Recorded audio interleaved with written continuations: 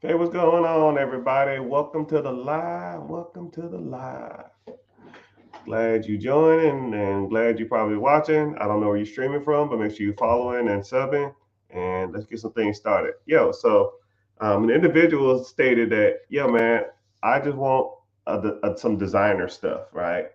And normally I don't wear a lot of like flashier stuff, right? So here's some Gucci shades, boom, Gucci, Gucci hat, nice watch, right? And I want you to think about these things that you probably idolize or you look up to. And I want you to think to yourself, man, does this stuff really truly give you value, right? I mean, when you put it on a nice Gucci hat or a Gucci shade or a Rolex or some Louis Vuitton shoes, like, do you feel more validated in life? Are you happier with your life that you're wearing this stuff?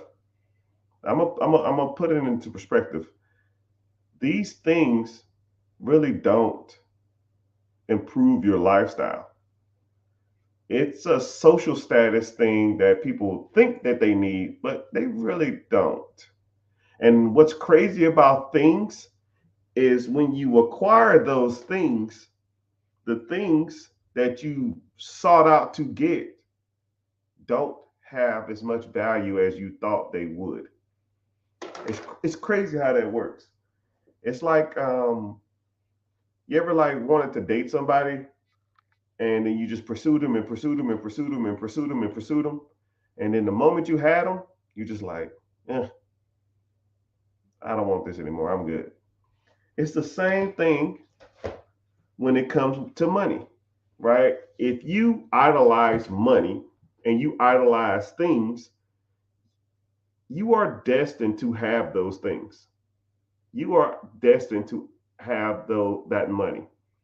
But once you get the money, your perspective on money changes. You know, when you have a big house, your perspective on big houses change. When you have a really nice, expensive car, your perspective on really nice cars change. If you had, I don't know, a Lamborghini and you drove it every day, highway, city, went to the gas station, you would probably get tired of it, right? Think of your car. You loved your car when you first got it. You was like, you parked it in the driveway. You probably looked back at it, hit the alarm, like, yeah, I can't make sure no one's taking this. And now it's like, ugh, you throw shit in the bag. It smells weird. You dog it out. You're swerving, all kind of shit in it, right? You don't care. When you have a $30,000 car and you have a $300,000 car, the same thing is the truth.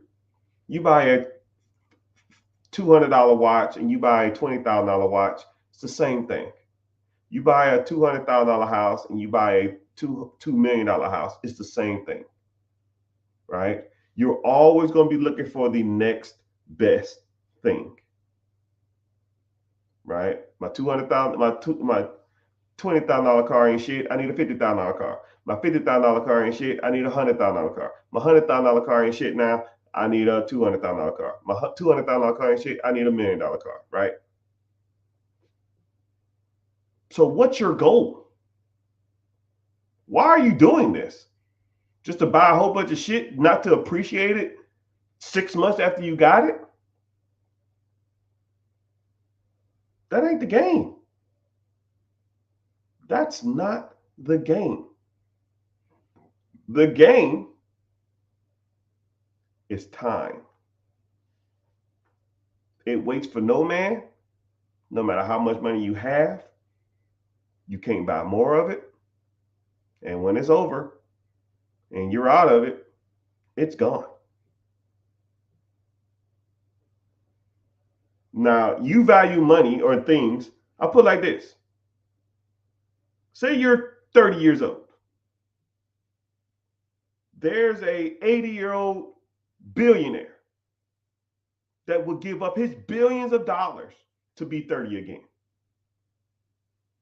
Now, would you give up being 30 to be 80 to have billions of dollars, any car in the world, any vacation in the world?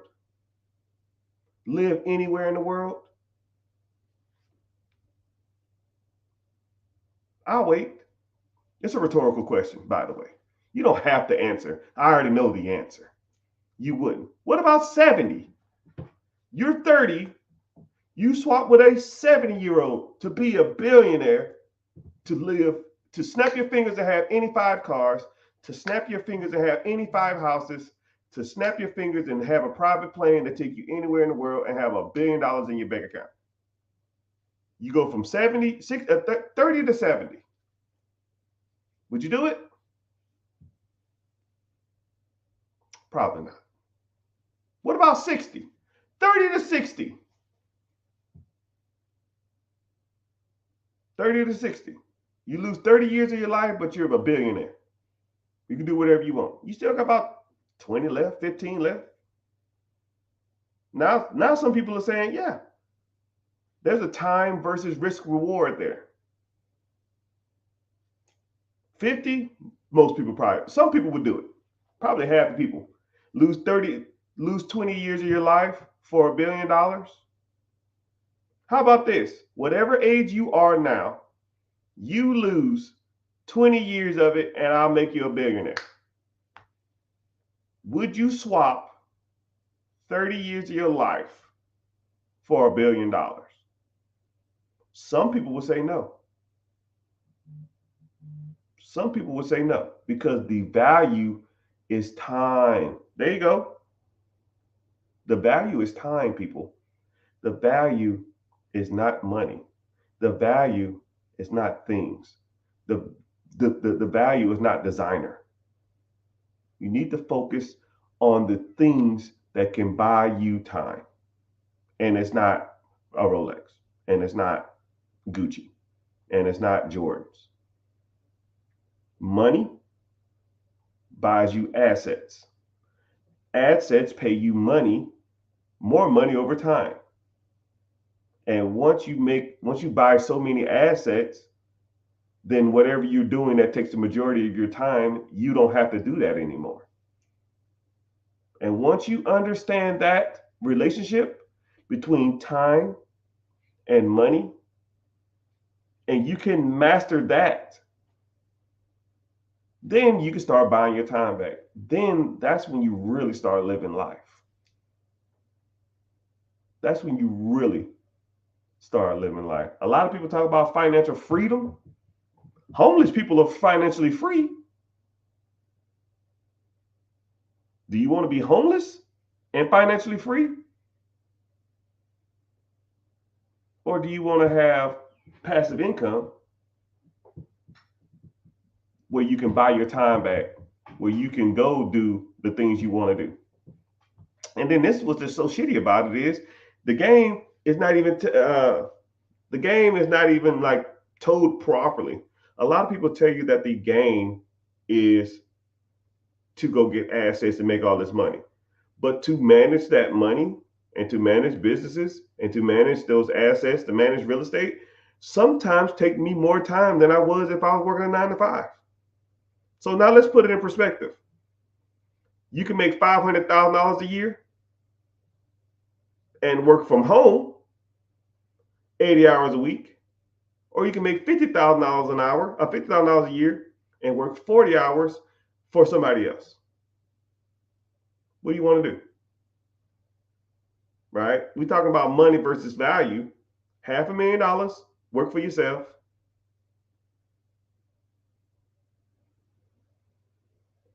$50,000, work for somebody else.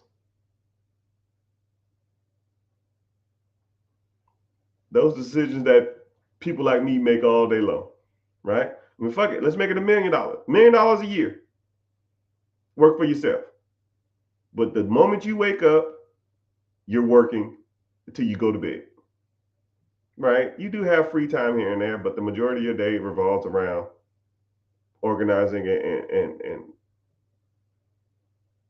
you know, there's risk versus reward. Does work ever stop? Right? I can choose to stop, or I can choose not to work as much, but I will make less money. Right? You got to constantly oil the tires, or grease the tires or grease the axle. I don't know what the hell that analogy means, but you got to constantly feed the beast, because if the beast don't eat, then you don't eat. So depends on how you want to look at it. And these are the type of things that I talk about all the time. Someone asked, still have a coaching program. Thank you for asking. I think my link in my bio is messed up. Damn, I messed up. I didn't fix it. I'm gonna double check. I think it doesn't work. But if you are interested in, learning about cash flow producing assets, learning about real estate, learning about investments, CDs, IRAs, 401ks, learning about your credit, learning about business credit, learning about business funding, learning how to establish business credit, learning how to establish trade lines, how to build your credit profile. Making money is very fun. I appreciate it. Yeah, hell yeah, I love it. Right? I wouldn't trade this shit for nothing. I sit around and talk about money all day long. My objective every day, no,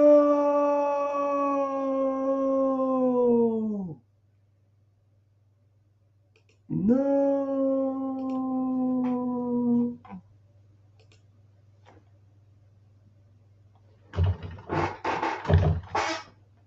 Hold on.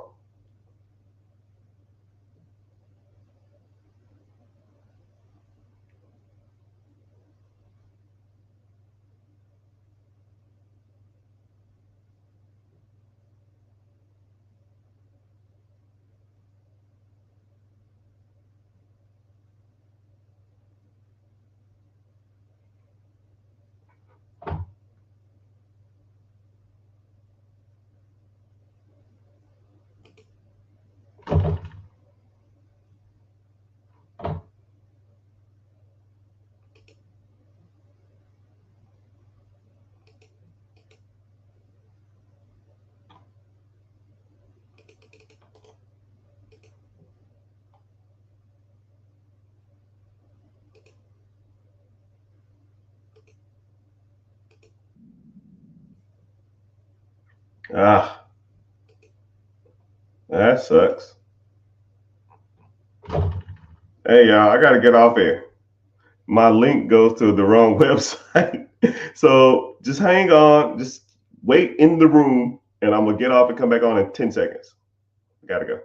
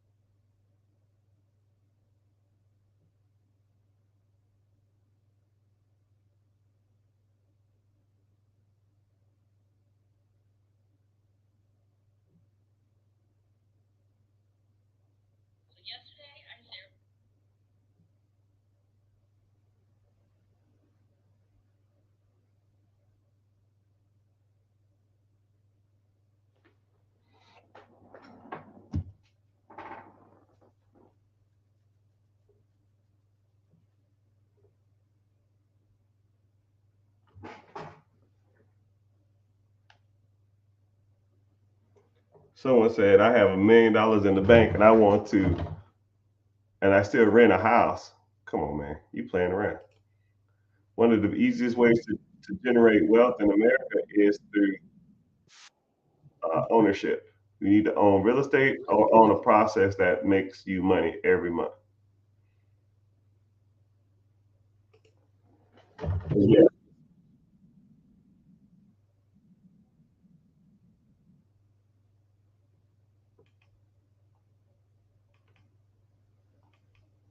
come on, internet.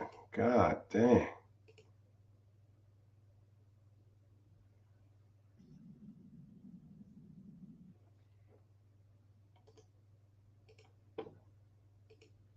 All right, there you go.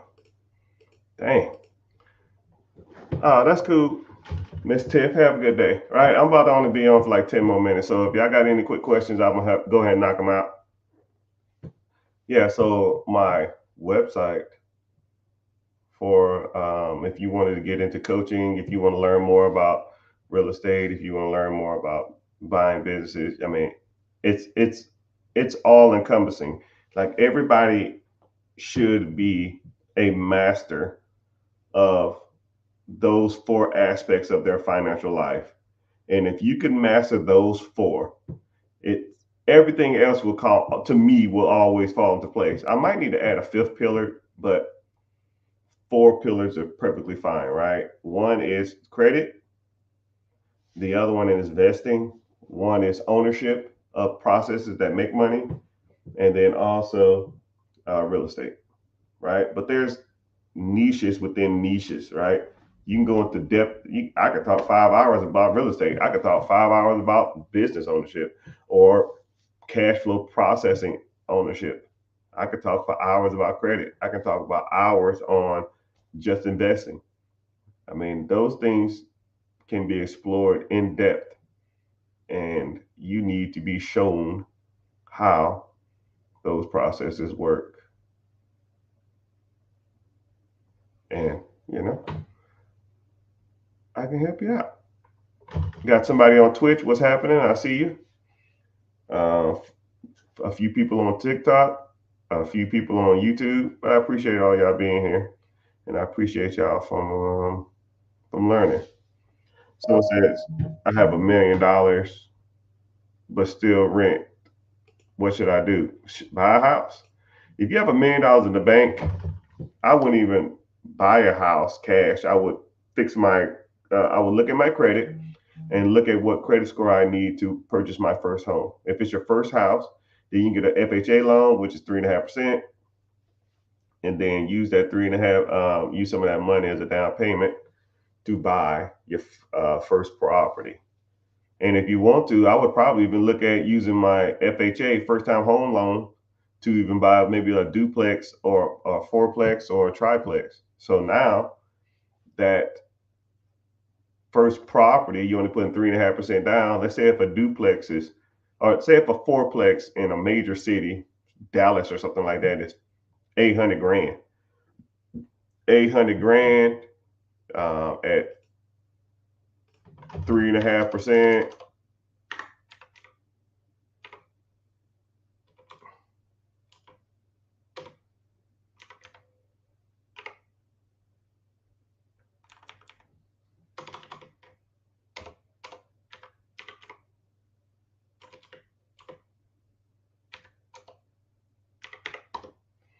That's $28,000. That's $28,000. You're buying a fourplex in a major city, say $800,000. Let's say the rent, your PITA, property taxes, interest, insurance, is probably going to be damn near somewhere like 7 grand.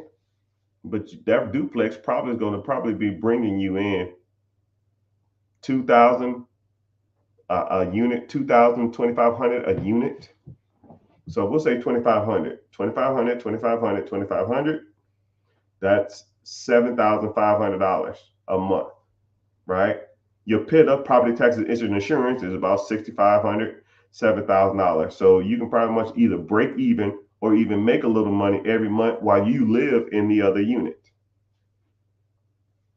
So you can put 3.5% down on an $800,000 place, and then you have your money back in 4 or 5 months if you don't have a current house. You're talking about $1 million. And then if you wanted to, I would live in that unit for a year and then find another one and do the same thing. But you won't be a FHA. You'll be a first time. I mean, you'll just be a traditional home loan, but you're living in it. So you can put 5% down. Same thing, $800,000. You have to put $50,000 down this time, but now you have 8 units in a year with essentially $50,000 down that you make back the first year in rent. But hey, what do I know? And that's just one of the pillars. That was just actually that ain't even really real estate. I guess it is real estate, right? I almost don't consider real estate investing your primary home, right? Your primary home is almost like a default thing, like setting up retirement accounts, that's default. Everybody should be doing these things. Everybody should be setting up retirement accounts. Everybody should have a primary home. Everybody should be having a high yield savings account. And there's a whole bunch of other stuff that you should just automatically have, right? LLCs or S corp or C corp. Every person in America should have a entity. Every. And if you're not, you're messing up. But hey, what do I know? I have great credit. Okay. Well, let's start leveraging that credit. How much money you got? What do you want to invest in? I'll meet people and they'll say, okay, let's sit down, let's figure something out. And then as soon as I sit down, I say, what do you want to do? I said, I don't know. That's why I'm here. And I was thinking to myself, you mean rub a magic wand on my forehead and just tell you what to do? Right? Because I don't like doing that, because a lot of times when I do that, when I do that, when people told what to do and they don't want to do it, there's resistance in that. When your parents tell you, yo man, you need to go to school and study this or something, right? You're not going to want to do it as much. You're going to put more effort into things that you feel like they was your idea versus things that someone told you to do. I mean, it's natural human instinct to think like that. You're thinking to yourself, man, I don't want to do this. I'm going to half-ass it just to get through it. And that's the same thing when it comes to finances. If it's your idea and that's what you want to do, you will put more effort towards it than something that you're told to do. And one thing that I try to create when I meet anybody, I want you to start being a free thinker. I want you to start thinking of life as I am the captain of my ship. I make the decisions. I'm the boss, not Mr. Richard, or not my boss, or not my coworker, right? They can't help you, right? I can help you, but it's not my job to tell you what to do. My job is to give you every resource possible to make it happen. That's my job. You want to go for Section 8? I'll give you every resource possible to go to Section 8. You want to own a business? I'll help you with every resource possible. You want to raise capital to grow your existing business? I'll help you. I'll give you all the capital that you damn near need. And if we can't get you capital because of a credit issue, I'll work on your credit. If you need help structuring your business for business funding, I'll help you with that. Right? Now you got the money. I just raised $100,000. What do I do now? Whatever the fuck you want. It's your money, man. Oh man, you help me raise this money, but you don't tell me what to do with it. No, I'm not gonna tell you what to do with it. What do you want to do with it? You want to buy a business? You want to buy real estate? You want to buy storage units? You want to buy a vending machine route? You want to do ATM routes? I don't care. What do you want to do? I like the thought of ATMs. Okay, cool. Let's go. Here you go. Here's all the websites you can go to. Here's all the ones for sale currently. Here's how much they cost. Here's how much they make annually. Here's how much you're going to have to put down. If you want to get an SBA loan, here's the SBA Express. Here's the SBA Flat. Here's the SBA 478. Here's the SBA 405. Here's a medium large business loan. It depends how much you want to get. Here's all the different programs. Here's all the different people. And here's the numbers that you call. Let me know if you need anything else. You're not going to call them for me? What? Where do I sign up? Link in the bio, right? I help you along the journey. I actually have a call. Damn, I'm getting this live bumping. I appreciate you, Adam. If you were back in the day one, what would your first investment be? Well, it depends if it's day one today or day one in 2008 when I started. 2008, I'm putting it all on Amazon.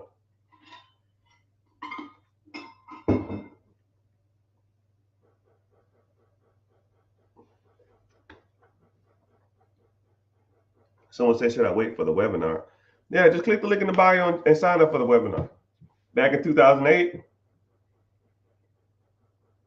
probably NVIDIA. I'll put it all in Microsoft, NVIDIA, and Amazon. I would literally go out every day and put every dollar I made. Alex, thank you. The car doctor. What do you do? Fix cars, or you help people get funding for cars? But look, y'all, it's been real. It's been fun. I can't stay on too much longer. I have another appointment with one of my managers of my businesses in actually less than a minute. So I have to go. You fix them? Oh man, that's cool. That's awesome.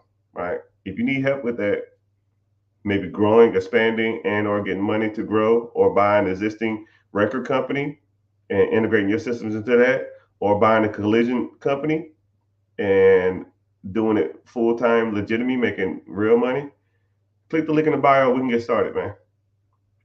So it's been real. It's been fun. I got another appointment at 12 o'clock. I appreciate y'all for being here.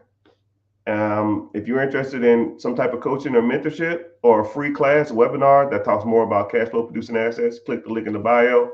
Mr. Right Now, I can't get to you right now. I'll get to you later, man. Just make sure you're following at least. Click the link in the bio, go there. Later, dudes.